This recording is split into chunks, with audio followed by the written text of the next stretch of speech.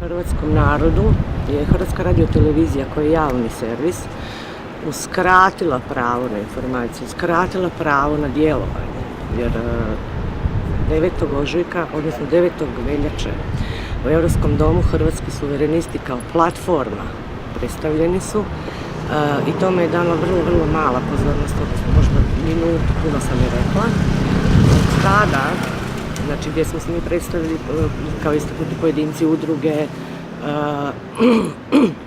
nama su se pridružili još dvije stranke, Hrvatska stranka prava Ante Starčević i stranka UDH. Prema tome,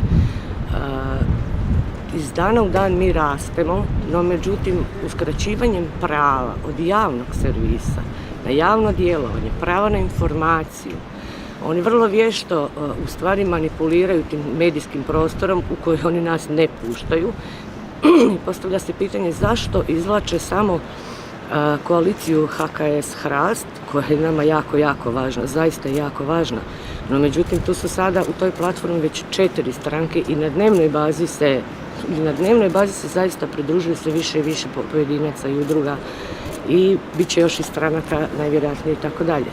Ali tom manipulacijom oni u stvari umanjuju snagu hrvatskih suverenista, umanjuju širinu hrvatskih suverenista, nas kao takvih koji smo očito postali prejaki, pa je tu nastao ozbiljan strah. Znači u 21. stoljeću mi živimo u medijskoj blokadi od nečega što se zove hrvatski suverenizam i to živimo u Republici Hrvatskoj. Žalosno.